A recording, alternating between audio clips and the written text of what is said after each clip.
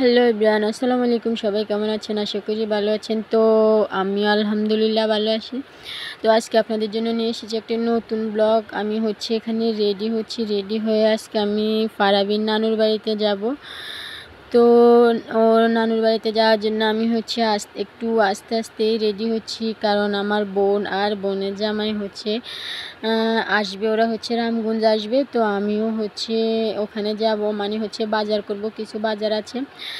আর আজকে ফারাবির নানুর বাড়িতে যাওয়ার সময় ফারাবি মুরগির জন্য কিছু চাউল কিনে রাখছে, ওগুলো নিয়ে ও হাঁটা ধরছে। তো দাদুরা সবাই মিলে হাসতেছে যে ও নানুর বাড়িতে যাওয়ার সময় চাউল নিয়ে যায়।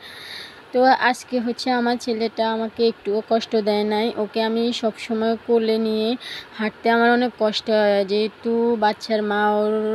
আমার ব্যাগে অনেক কিছু নেওয়া লাগে ওর, আর ওকেও কোলে নেওয়া লাগে, তার জন্য আমার অনেক কষ্ট হয়ে যায়। এই জন্য আজকে ওকে আমি হাঁটিয়ে নিয়ে যাচ্ছি, আর ও অনেক আনন্দ করে হাঁটতেছে। আমার অনেকটাই কষ্ট কমে যাচ্ছে। তো আমরা আজকে ফারাবির নানুর বাড়িতে যাওয়ার মূল উদ্দেশ্য ফারাবির খালাতো বোন, মানে আমার বোনের ছেলের আজকে না, সরি, কালকে ওর জন্মদিন। তো আমি ওর জন্য কি গিফট দিব তা ভাবতেছি। এখান থেকে একটা গাড়ি ওকে গিফট করা যায় কিনা দেখতেছি। তো আমার ছেলে এটা দেখে অনেক খুশি। তো দামে বোনাবুনি না হওয়াতে আমি এগুলা আর কিনি নাই। এরপর একটু স্বর্ণের দোকান থেকে ঘুরে আসলাম। ওখানেও বাইরে যে দাম স্বর্ণের, আমার এত টাকা নাই। তো আমি ওখান থেকেও বেরিয়ে গেলাম। এখন আমার বোনের জামাইরা চলে আসছে। আমি ওদের জন্য অপেক্ষা করছি এতক্ষণ, ওরা চলে এসছে। তো ওরা এখন বাজার করবে। ওরা আগে কিছু বাজার করে ওটা বাড়িতে রেখে আসছে। এখন আর যা যা বাকি ছিল তাই করবে। তো আগে মুরগি নিয়েছে, মুরগি নেওয়ার পর এখন আমরা কিছু খাওয়ার জন্য আসছি। তো এখানে রামগঞ্জ আসলে ফুচকা না খেলে তো নাই হয়। তো আমরা এখানে ফুচকা অর্ডার দিছি। তো এই যে আমাদের ফুচকা রেডি। তো এখন আমরা ফুচকা খাবো। আসলে যেমনটা ভাবছি তেমনটা ফুচকাটা হয় নাই। আমি সব সময় আসলে যে লোকের কাছে খাই ওই লোক আজকে নাই। তো ওনার ফুচকাটা আমার কাছে একটুও ভালো লাগে নাই।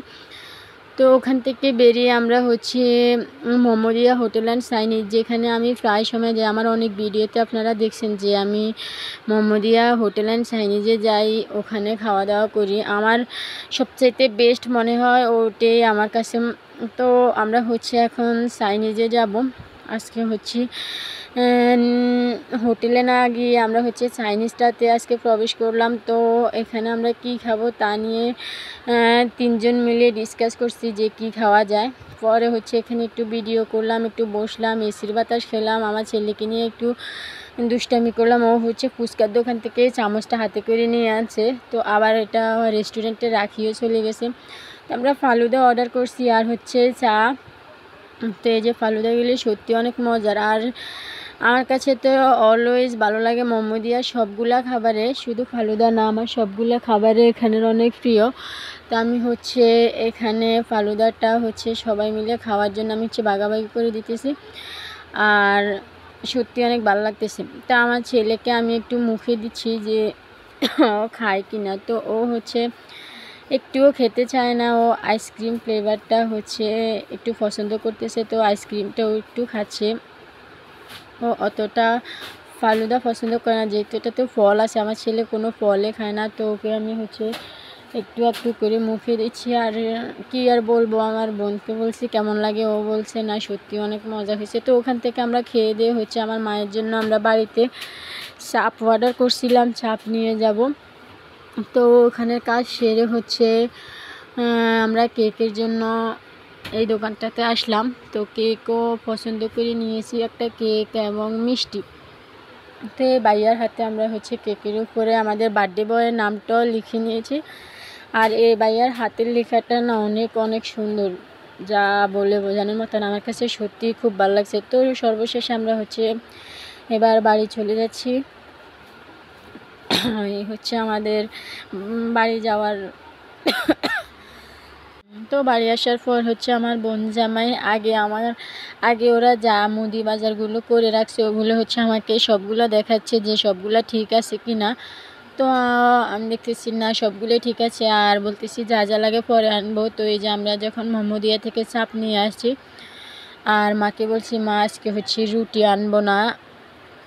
আপনি মাকে বলছিলাম যে মা বাড়িতেই রুটি বানান, তো আমার মা হচ্ছে বাড়িতেই রুটি বানিয়ে রাখছে আগে থেকে। আর আমরা হচ্ছে চাপ নিয়ে আসছি, চাপ নিয়ে আসার পর এখানে হচ্ছে আমি সবাইকে দিচ্ছি। আমি নিজের হাতে সবসময় আনি, নিজের হাতেই দেই।